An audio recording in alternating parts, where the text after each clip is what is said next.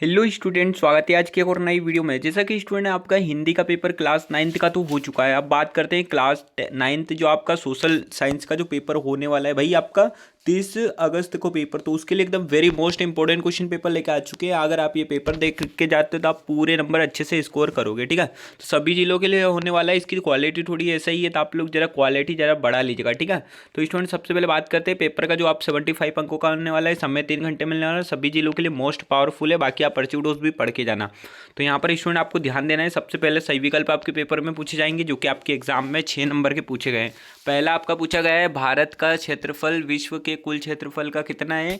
तो यहाँ पर आपको लिखना है 2.4%, ठीक है। अगला यहाँ पर देख सकते हो, किस नदी को दक्षिण गंगा कहा जाता है।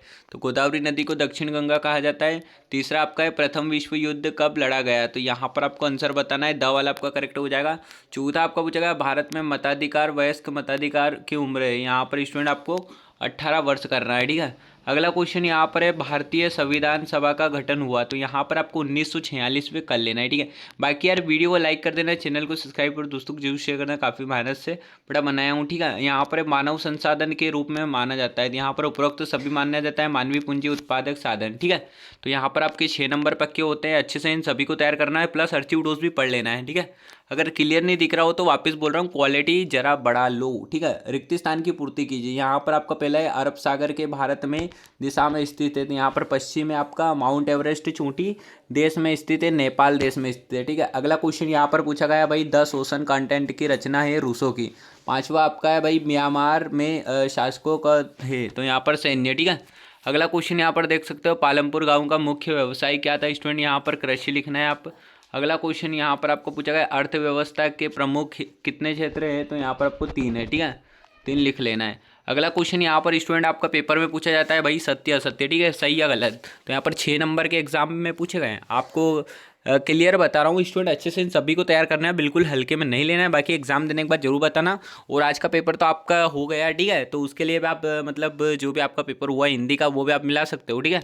एंड यहाँ पर है, लक्षद्वीप केरल के मताबार के तट के पास अरब सागर में स्थित है। यहाँ पर आपका सत्य हो जाए, ठीक है।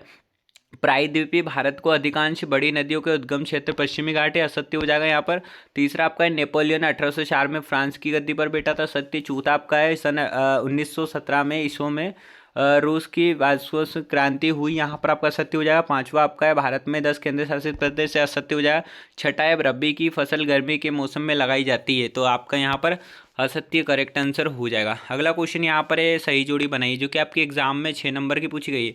यहाँ पर देख सकते हो, दो नदियों के बीच का भाग क्या कहलाता है। अगला है, जवाहरलाल नेहरू चिल्का जेल। इनके सभी आप लोग स्क्रीनशॉट ले लेना, ठीक है। ये पर पहले का उत्तर हो गया, चौथे का या पांचवा, ठीक है। तो आपको स्क्रीनशॉट ले लेना है, क्योंकि समय काफ़ी कम रह गया है। अगला क्वेश्चन यहाँ पर एक शब्द वाक्य में उत्तर पूछा जाता है, जो कि आपके एग्जाम में 6 नंबर का आएगा। बाकी आप लोग स्क्रीनशॉट ले लो। भारत के स्थलीय पड़ोसी देशों की संख्या कितनी है। तो यहाँ पर 7 कर लेना है। फ्रांस सेंसरशिप की समाप्ति कब किया गया था। यहाँ पर 1848 ईस्वी डालना है, ठीक है। अगला क्वेश्चन है भाई, मेयो का नेता कौन था। तो यहाँ पर अलेक्जेंडर करेंस्की, ठीक है। अगला है, धर्मनिरपेक्षता पथ निरपेक्षता का नाम क्या है। तो यहाँ पर लिखना है, सभी धर्मों का सम्मान मानना। छिपी हुई बेरोजगारी का दूसरा नाम होता है प्रच्छन्न या अदृश्य बेरोजगारी, ठीक है। अगला यहाँ पर, भारत में केंद्र शासित प्रदेश के नाम बताना है। भारत के पड़ोसी देशों के नाम लिखिए। तराई क्या है। भारत के पूर्वी तटीय मैदानों को किन किन नामों से जाना जाता है। सारे मोस्ट इंपॉर्टेंट है, यही एग्जाम में आएगा आपकी।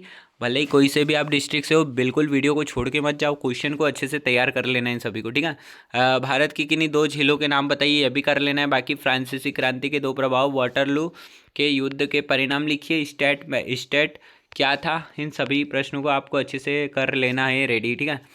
वाटरलू के युद्ध का परिणाम लिखिए। स्टेट क्या था, ग्लेटिन क्या था, ड्यूमा क्या है, और कुलक शब्द परिभाषित कीजिए। ताकतंत्र क्या है। यहाँ पर लोकतांत्रिक सरकार क्या होती है। संविधान क्या है। 2 नंबर का क्वेश्चन है, ठीक है। यहाँ पर अगला देख सकते हो, संघीय सरकार संविधान सभा क्या है। प्रस्ताव का अर्थ, पालमपुर परिवहन में कौन से साधन है, ठीक है। तो यहाँ पर ये क्लियर नहीं है वैसे, बट फिर भी आपको समझ आ रहा होगा। नहीं आ रहा हो तो आप मेरी वॉइस सुन लेना। अगला क्वेश्चन है, स्थायी पूंजी क्या है। रबी खरीफ फसल में अंतर बताना है आपको। मानव पूंजी निर्माण से क्या से, शिशु मृत्यु दर से किसे। भारत को उपमहाद्वीप की संज्ञा क्यों दी गई, स्पष्ट कीजिए। 3 नंबर का क्वेश्चन है अगला। यहाँ पर हिंद महासागर और भारत में स्थित 3 लाभ बताना है। बागर और खादर में आपको अंतर बताना है। 3 नंबर का है भारत के पूर्वी तथा पश्चिमी घाट में अंतर, ये सभी अच्छे से डिफरेंस कर लेना है। प्राथमिक क्षेत्र किसे कहते हैं और बेरोजगारी किसे कहते हैं। रूस में जार शासन काल क्यों खत्म किया गया, कोई 2 कारण बताना है। और रूसी क्रांति के प्रमुख कारणों में से 3 कारण आप लोगों को बताना है। 4 नंबर का क्वेश्चन है लोकतंत्र के पक्ष में कोई 4 तर्क दीजिए। ठीक है, अगला क्वेश्चन है लोकतांत्रिक सरकार शक्तियों का पृथक्करण के उद्देश्य क्या है, ये भी आप लोगों को अच्छे से तैयार कर लेना है। 4 नंबर का प्रश्न है स्टूडेंट। अगला यहाँ पर देख सकते हो भारत के सीमाकर मानचित्र में निम्नलिखित को दर्शाइए। ये आपके एग्जाम में 4 नंबर का पूछा गया। मानचित्र दर्शाना है अरावली श्रेणी, नंदा देवी, केटू, पूर्वी घाट, विंध्याचल, मानसीराम। ठीक है, तो इन सभी को आपको अच्छे से कवर कर लेना है स्टूडेंट। फुल सॉल्यूशन अगली वीडियो में लेकर आऊँगा। बाकी स्टूडेंट आपको कुछ समझ नहीं आया तो आप लोग कमेंट सेक्शन बता सकते हो। पीडीएफ के लिए टेलीग्राम से ज्वाइन कर लेना। अगर कोई डाउट होता है, आपको ज़्यादा ही परेशानी हो रही है, कुछ पूछना है, तो आप लोग मेरे पर्सनल व्हाट्सअप नंबर पर भी डिस्कस कर सकते हो, या इंस्टा की आईडी आप इंस्टा पे सर्च कर सकते हो, या डिस्क्रिप्शन में आपको मिल जाएगा। बाकी आप नंबर वगैरह अगर लेना चाहो व्हाट्सअप, तो आपको कोई दिक्कत हो तो आप कॉल या मैसेज कर सकते हो। तो 8989835649। ठीक है, तो best of luck for your exam student. बाकी आप लोगों के लिए अगले मतलब इस पेपर के लिए अर्चिव लेके आऊँगा, वो भी आप लोगों को अच्छे से कवर कर लेना है। ठीक है, तो thanks for watching, best of luck for your exam, take care, bye bye. बने रहिए आपके अपने यूट्यूब चैनल फेमस एजुकेशन पर।